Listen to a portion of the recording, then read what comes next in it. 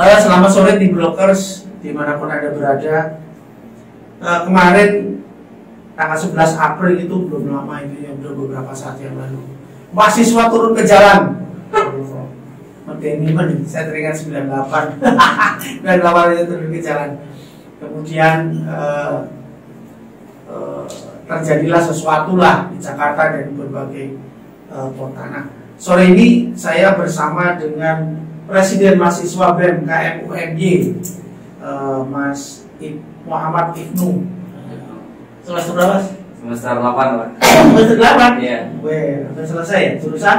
Komunikasi Penyiaran Islam. Komunikasi Penyiaran Islam. Jadi beliau adalah Presiden Mahasiswa BEM UMY.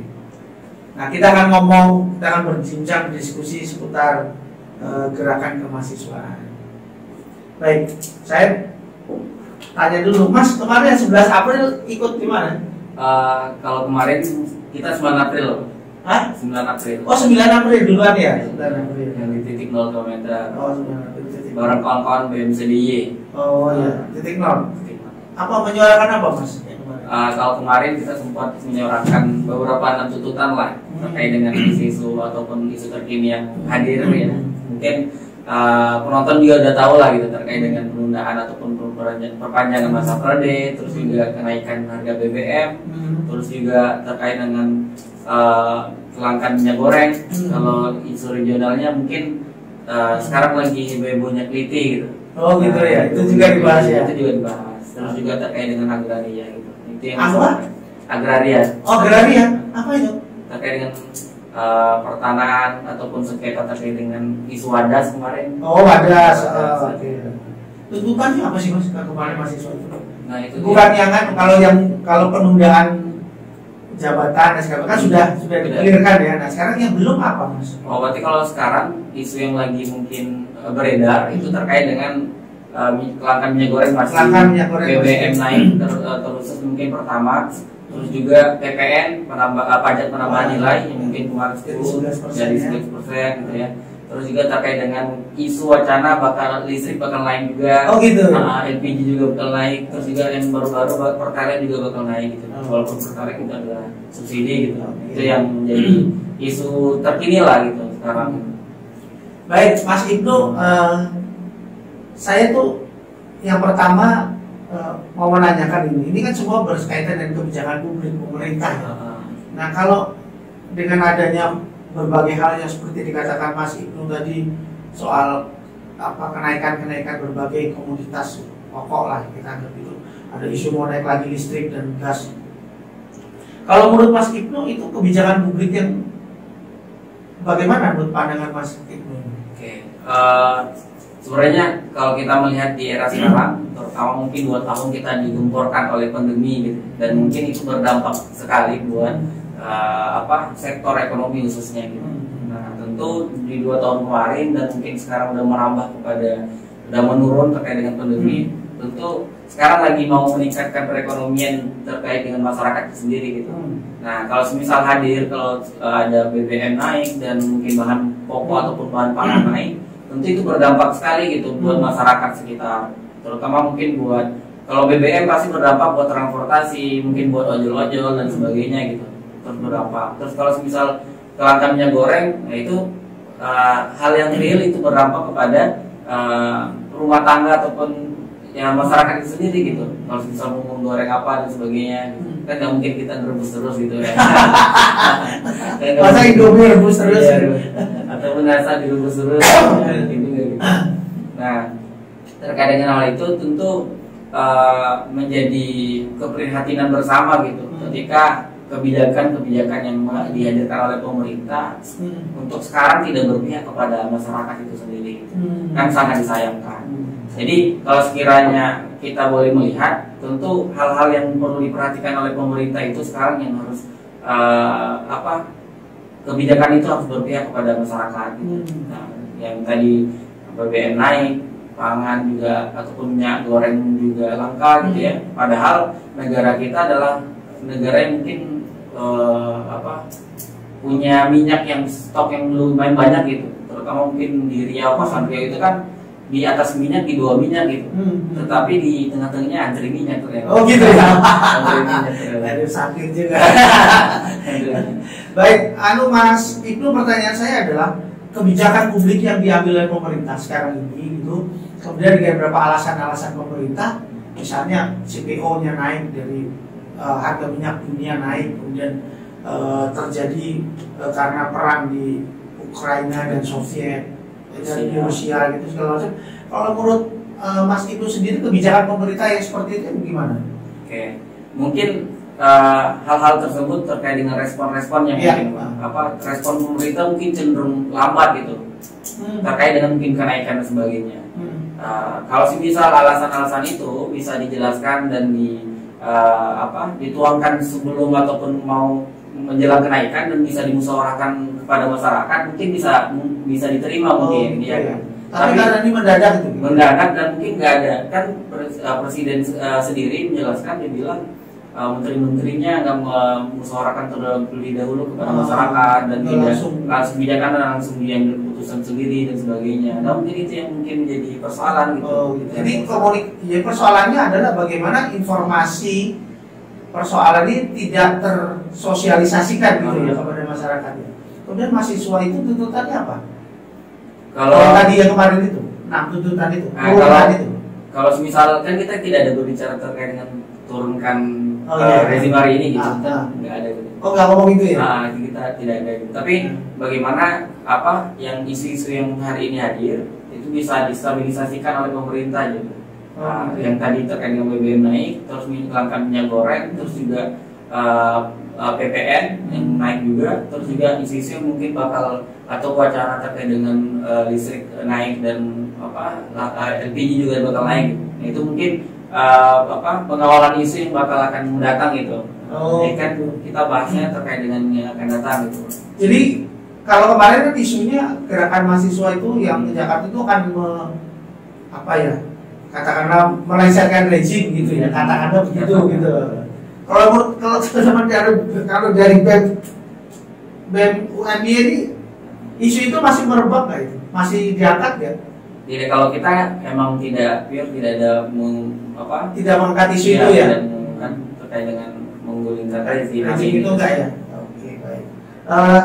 Mas, saya itu masih penasaran gitu. Jadi kalau menurut pendapatnya Mas Ibnu itu kan kelihatan banget ketika gerakan mahasiswa di Jakarta itu yang ikut demo kan ternyata juga ada bukan mahasiswanya, ada banyak yang bukan mahasiswa.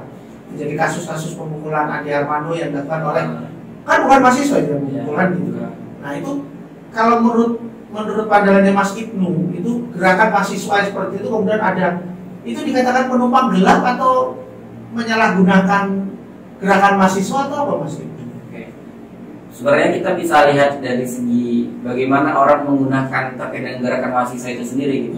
Misal bukan mahasiswa, apakah boleh gitu menyalurkan aspirasi? Ya boleh-boleh saja gitu, terutama masyarakat sipil gitu. Dan semua orang berhak menyalurkan aspirasinya gitu.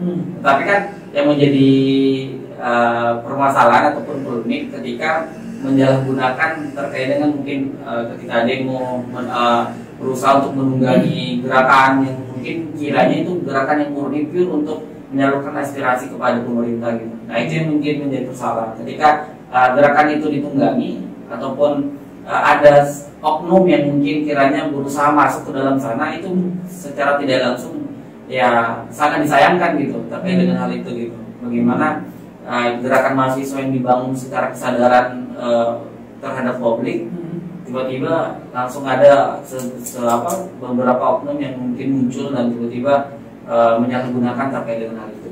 Jadi memang kalau menurut pandangannya Mas Ibnu itu kemarin di Jakarta itu memang gerakan mahasiswa ada yang menunggangi juga ya, katakanlah dalam tanda petik penumpang gelap gitu. Mungkin kalau itu mungkin bisa jadi. Cuma nggak ikut di Jakarta ya? Kalau di Jakarta nggak ikut. Kita yang di Jogja. Nah, kenapa nggak ikut di Jakarta? Ya mungkin kita yang di Jogja dulu. Oh ya di Jogja. Atau memang sudah mencium ada hal-hal yang kelihatannya akan ditunggangi atau seperti apa?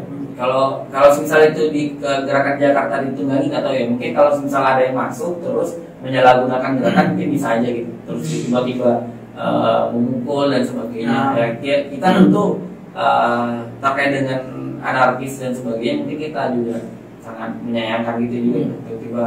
Dan nggak tahu juga kemarin waktu di Jakarta dari Adi Armando tiba-tiba datang dan bagaimana ya, akhirnya opini yang dimunculkan di sana ada gerakan mahasiswa yang memang ditunggangi, ditunggangi, dan itu memang ada beberapa yang memang ada di skenario kan.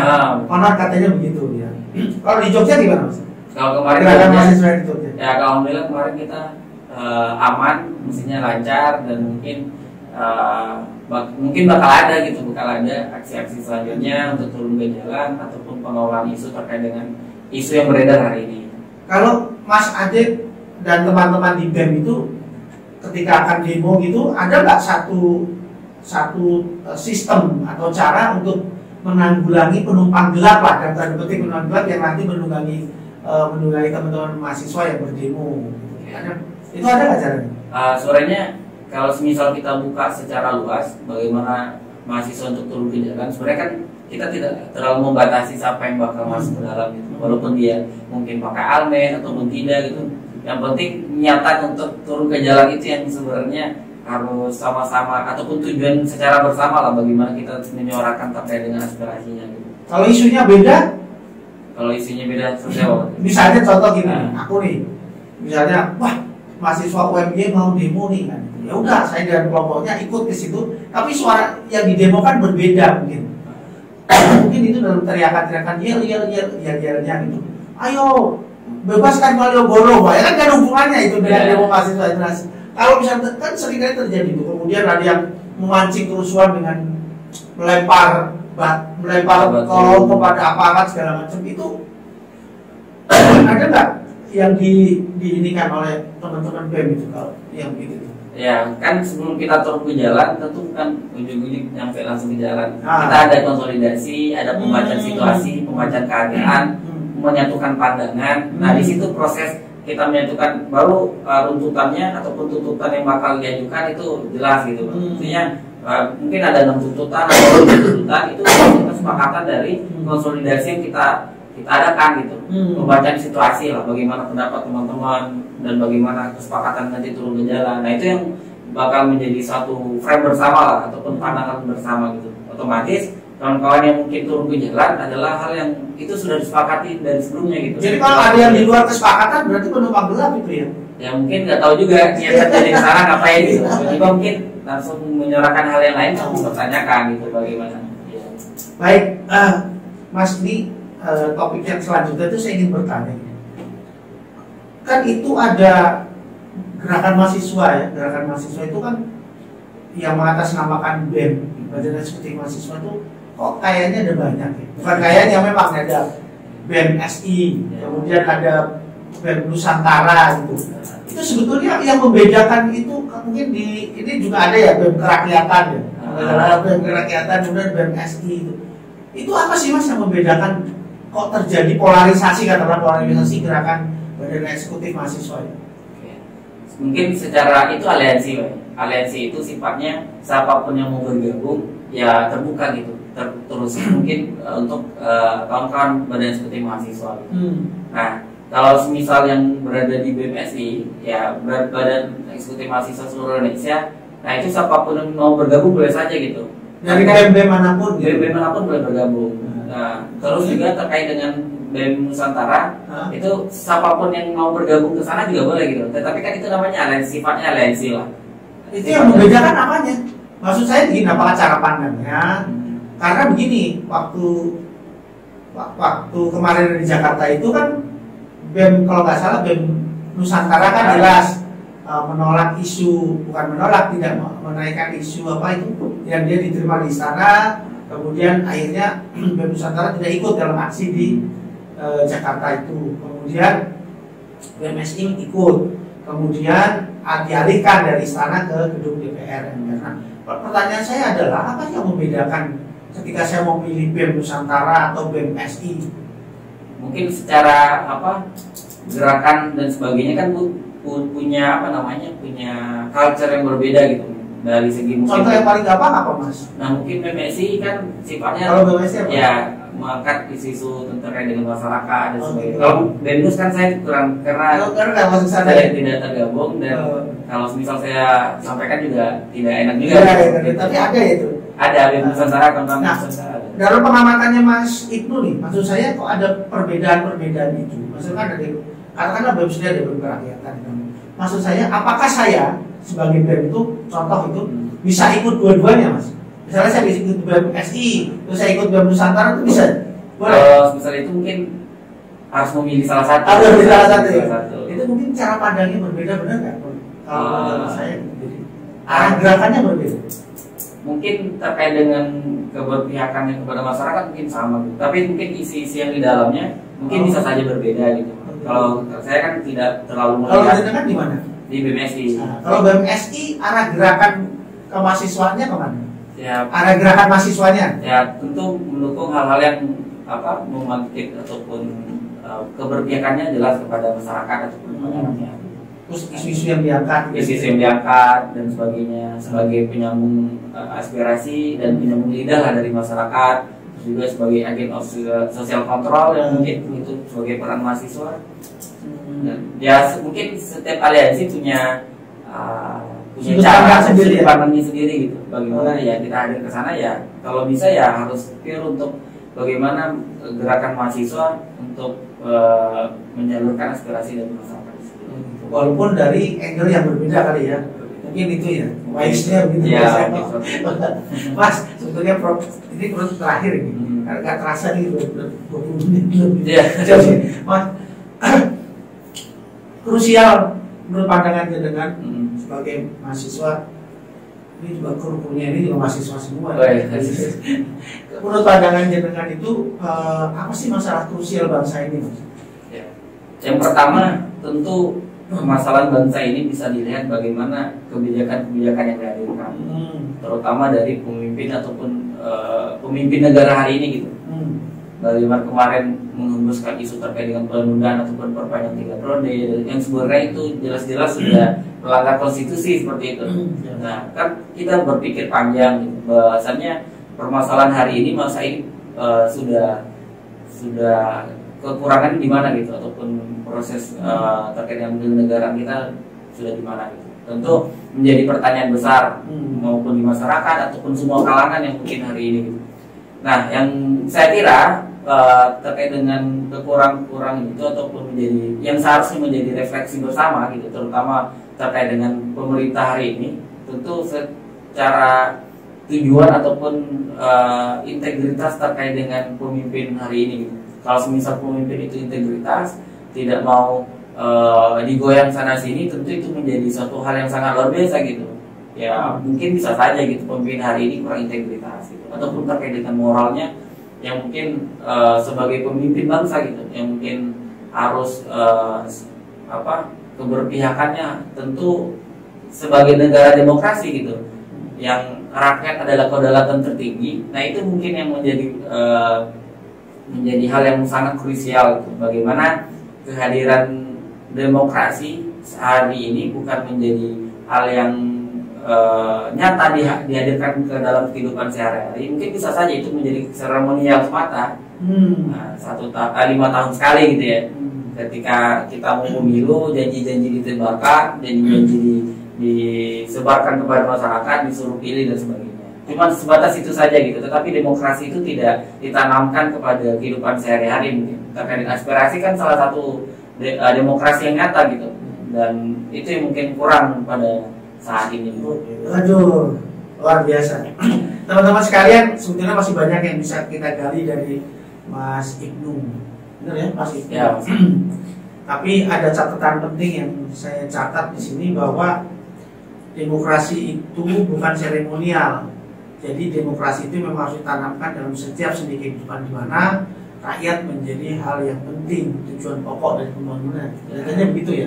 Ini yang perlu kemudian yang kedua adalah kebijakan-kebijakan publik itu merupakan bagian dari integritas kepemimpinan seorang pemimpin, dan itu muncul di situ.